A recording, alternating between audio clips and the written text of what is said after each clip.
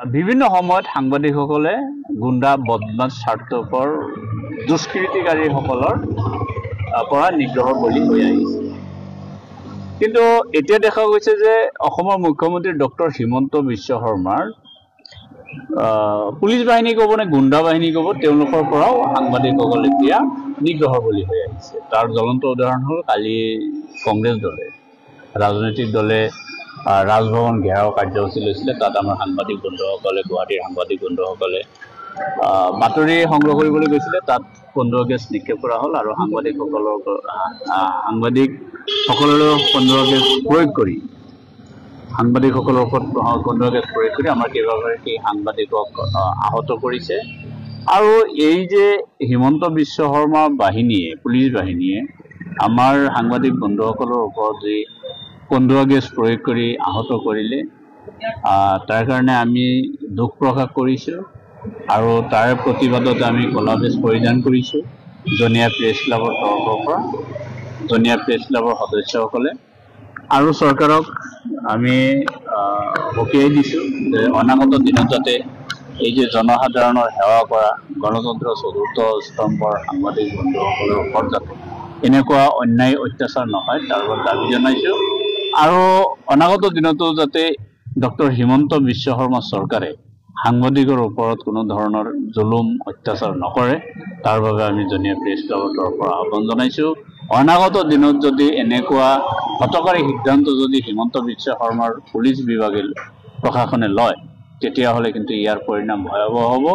আমি দাবী জনাম যে ইয়াৰ পাছত যদি একেবাৰে জকাই চুকৰ এগৰাকী সাংবাদিকৰ ওপৰতো যদি অসম চৰকাৰৰ পুলিচ বিভাগে যদি কোনো ধৰণৰ আক্ৰমণ কৰে, তেতিয়াহ'লে সমগ্ৰ অসমৰ সাংবাদিকসকলক আমি এই সংবাদ সেৱা ত্যাগ কৰিবলৈ অনুৰোধ জনাম। তাৰ লগতে ত্যাগ কৰি প্ৰতিবাদ কৰিবলৈ অনুৰোধ জনাম। তাৰ লগতে কিন্তু যদি কোনো এগৰাকী সাংবাদিকৰ বিৰুদ্ধে দুষ্কৃতিকাৰীয়েই হওক বা হিমন্ত বিশ্ব শৰ্মাৰ পুলিচ প্ৰশাসনেই হওক, কিন্তু যদি জকাই চুকৰ এগৰাকী সাংবাদিকৰ ওপৰতো যদি আক্ৰমণ কৰে অনৈতিকভাৱে, তেতিয়াহ'লে কিন্তু জনীয়া প্ৰেছ ক্লাব কোনো দিনেই ক্ষান্ত হৈ বহি নাথাকে।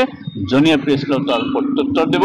আৰু জনীয়া প্ৰেছ ক্লাব যদি কোনো সাংবাদিকৰ ওপৰত যদি দুষ্কৃতিকাৰীয়ে হওক, কোনো গুণ্ডাই হওক বা হিমন্ত বিশ্ব শৰ্মাৰ পুলিচ প্ৰশাসনেই হওক, যদি কোনো ধৰণৰ অন্যায় অত্যাচাৰ কৰে, তেতিয়াহ'লে জনীয়া প্ৰেছ ক্লাবে তাৰ প্ৰত্যুত্তৰ দিবলৈ সদা সাজু। জনীয়া প্ৰেছ ক্লাবৰ তৰফৰ পৰা এইখিনি জনাইছোঁ। গতিকে সকলোৱে সতৰ্ক হওক, যিমান ডাঙৰ গুণ্ডা হওক, যিমান দুষ্কৃতিকাৰী নহওক, আৰু হিমন্ত বিশ্ব শৰ্মা পুলিচ প্ৰশাসনৰ যিমান ডাঙৰ অফিচাৰেই নহওক কিয়, সাংবাদিকৰ ওপৰত যাতে কোনো ধৰণৰ ৰঙা চকু যাতে তেওঁলোকে নেদেখুৱায় সাংবাদিকক, আৰু যাতে সাংবাদিকৰ ওপৰত যাতে কোনো ধৰণৰ অত্যাচাৰ নকৰে, তাৰ আহ্বান জনাইছোঁ। যোৱাকালি এটি ৰাজনৈতিক দলে ৰাজভৱন চলো কাৰ্যসূচী ৰূপায়ণ কৰিছিল। তাত সাংবাদিকসকলে বাতৰি পৰিৱেশন কৰাৰ কাৰণে তেওঁলোকে উপস্থিত হৈছিল। আৰু সেই সময়ত চৰকাৰৰ আৰক্ষী বিভাগে কন্দুৱা গেছ প্ৰয়োগ কৰি বহুকেইগৰাকী সাংবাদিকক আহত কৰিছিল।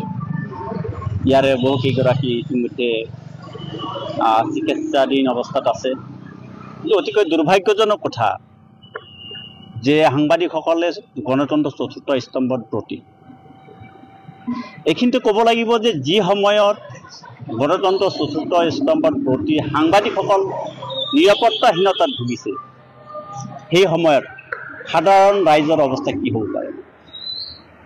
গতিকে আমি ক'ব পাৰোঁ যে এইটো চৰকাৰৰ স্বৈৰাচাৰিতা, প্ৰশাসনৰ স্বৈৰাচাৰিতা। তেওঁলোকে এনেকুৱা ঘৃণনীয় কামৰ আমি জনীয়া প্ৰেছ ক্লাবৰ তৰফৰ পৰা ধিক্কাৰ দিছোঁ, গৰিহণা দিছোঁ। আৰু এইখিনিতো সকীয়াই দিব বিচাৰিছোঁ যে গণতন্ত্ৰ চতুৰ্থ স্তম্ভৰ প্ৰতি সাংবাদিকসকলক যাতে ভৱিষ্যতে এনেকুৱা ধৰণৰ অন্যায় অত্যাচাৰ বা তেওঁলোকৰ বিৰুদ্ধে যাতে কোনো ধৰণৰ ব্যৱস্থা নলয়, তাৰ কাৰণে সকীয়াই দিছোঁ। আৰু চৰকাৰে ইতিমধ্যে যিসকলে কন্দুৱা গেছ প্ৰয়োগ কৰি সাংবাদিকসকলক আহত কৰিলে, তেওঁলোকৰ বিৰুদ্ধে তদন্ত সাপেক্ষে বিহিত ব্যৱস্থা লোৱাৰ কাৰণে চৰকাৰক দাবী জনাইছোঁ। এইখিনিতে আৰু এটি কথা সকীয়াই দিব বিচাৰিছোঁ, অনাগত দিনবোৰত যদি সাংবাদিকৰ ওপৰত যদি কোনো ধৰণৰ অন্যায় অত্যাচাৰ চলে, তেনেহ'লে আমি জনীয়া প্ৰেছ ক্লাবে বহি নাথাকোঁ। গণতান্ত্ৰিক পদ্ধতিত যিকোনো পৰিস্থিতি আমি সন্মুখীন হ'বলৈ বাধ্য আছোঁ। গতিকে আমি পুনৰ সকীয়াই দিছোঁ যাতে সাংবাদিকৰ ওপৰত কোনো ধৰণৰ অন্যায় অত্যাচাৰ ভৱিষ্যতে প্ৰশাসনেই হওক ৰজাঘৰেই হওক তেওঁলোকে যাতে লোৱা কোনো ব্যৱস্থা নলয় তাৰ কাৰণে আমি পুনৰ সকীয়াই দিছোঁ।